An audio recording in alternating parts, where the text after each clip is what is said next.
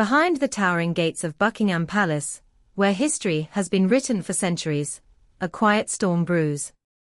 Beneath the ornate chandeliers, the polished floors, and the glistening jewels of the royal family lies a tension so palpable that even the gilded walls of the palace cannot contain it. What seems to the world as a well-orchestrated symphony of tradition and grace is in reality a monarchy at a crossroads, facing pressures from every direction. The royal family, long seen as an institution of unity, duty, and enduring grace, is now in the throes of a deep, internal battle. And at the heart of it all, Princess Charlotte, a young girl with a composure and quiet strength that has already begun to challenge the established order of the British monarchy. The coronation of King Charles III, while a breathtaking spectacle for the world to witness, revealed cracks in the carefully constructed image of the royal family. The centuries-old tradition was intended to solidify the monarchy's future. But as the coronation unfolded, what most people didn't see was a simmering conflict, an undercurrent of rivalry and ambition that could rewrite the royal script in ways unimaginable just a few years ago. The stunning ceremony, filled with regal pageantry, may have been an unblemished display of British tradition, but for those with an insider's view, it was a moment when the fragile alliances between the royals began to fracture in the most subtle of ways. While the public was captivated by the grandeur of the coronation, those who looked closely saw a more intricate dance unfolding beneath the surface. Princess Charlotte, now a teenager, had been thrust into the spotlight as one of the most prominent figures in the royal family. Yet, while the world adored her for her poise, her elegance, and her poised demeanor, those closest to her understood that Charlotte was beginning to emerge as a force in her own right. Behind her sweet smile and graceful waves, the princess was quietly asserting her will, preparing to one day take the throne in her own way.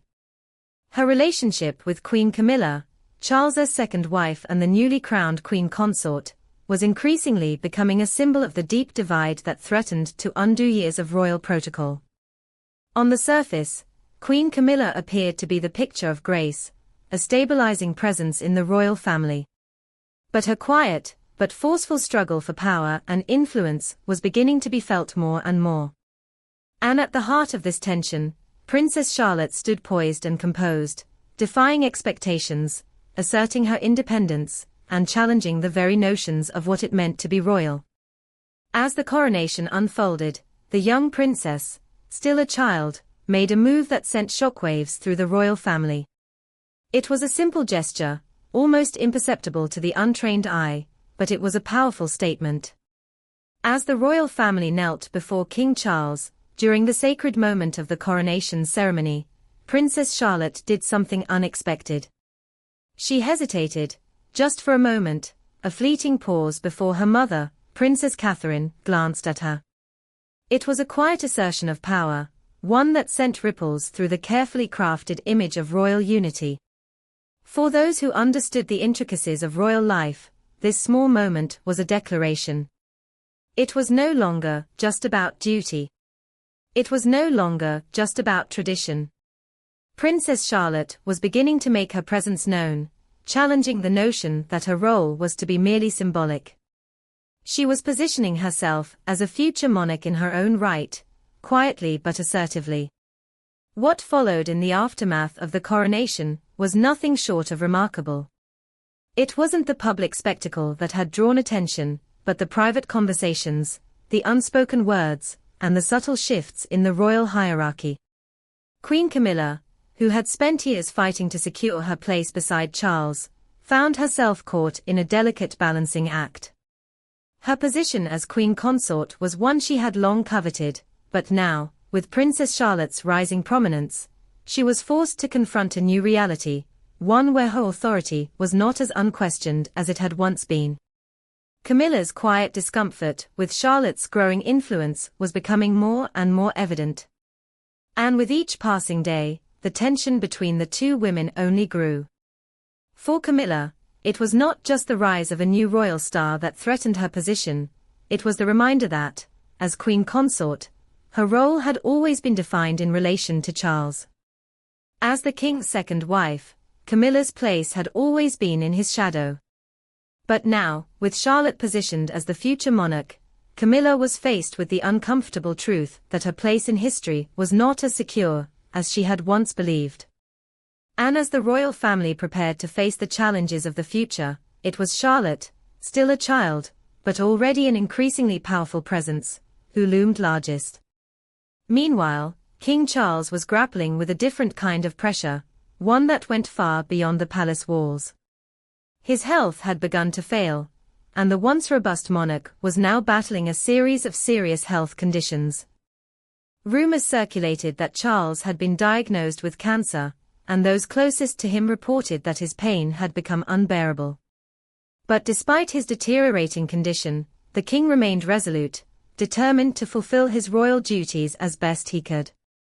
Those close to him whispered that Charles was exploring unconventional treatments, including medical cannabis, in an attempt to alleviate his suffering.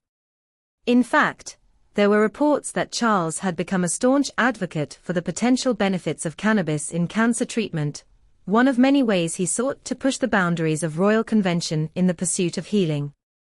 Despite the challenges to his health, Charles remained steadfast in his commitment to the crown, and his desire to see the monarchy thrive for future generations was clear. However, the uncertainty of his condition only added to the rising tensions within the palace. Who would take charge if Charles's health continued to decline? And more importantly, who would hold the reins when the time came for him to step aside? This was the question on everyone's mind, and one that loomed over the royal family like a dark cloud.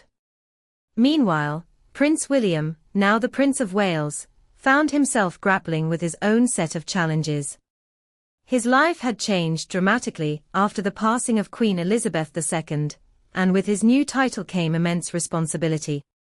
As the future King of England, William's every move was scrutinized. But despite the immense pressure, it was clear that William, like his father before him, was prone to moments of frustration and anger. Royal sources confirmed that William, though outwardly composed, could lose his temper just as quickly as his father had. On one memorable occasion, shortly after his father's ascension to the throne, William had a very public outburst, when he was frustrated by the rigidity of royal protocol.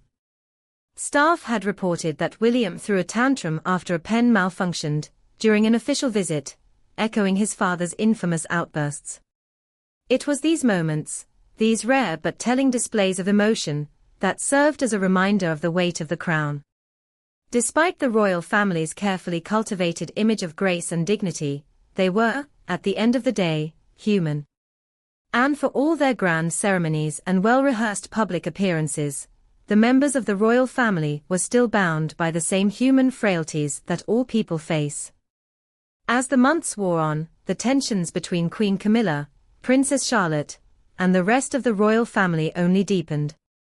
Charlotte's rise as the next in line to the throne was becoming more apparent, and it was clear that the once stable hierarchy within the palace was being tested in ways no one had anticipated. The age-old struggle for power, influence, and legacy was now at the forefront, and the stakes were higher than ever. At the same time, the monarchy's relationship with the rest of the world was changing. King Charles, aware of the delicate state of international politics, was making efforts to engage with global leaders in new ways. A planned visit to the Vatican in Italy was already on the books, and reports indicated that Charles was eager to meet with political figures such as Canada's newly elected Prime Minister, Mark Carney. These diplomatic engagements were crucial for the monarchy's global standing, but with everything else happening within the palace, they also highlighted how the royal family was evolving, and how much more was at stake than ever before. In the midst of these shifting tides, Queen Camilla's stance on her stepchildren, Prince Harry and Meghan Markle, remained a subject of intrigue. While Camilla had long maintained a policy of silence regarding her relationship with the couple, it was clear that the tensions were not easily forgotten. Harry's memoir Spare, in which he labeled his stepmother as dangerous, had only intensified the divide within the family. Camilla's silence was a strategy, one that allowed her to maintain some semblance of dignity in the face of the public's relentless scrutiny. Yet, behind closed doors, the feelings were far from neutral. Camilla's position, like so much of the monarchy, was increasingly precarious. As the royal family's future became more uncertain with each passing day, it was clear that a new era was dawning, one that would be defined by Princess Charlotte's quiet rise to power, the growing divide between Queen Camilla and the younger royals, and the looming question of how much longer the current monarch, King Charles, could hold on to the throne.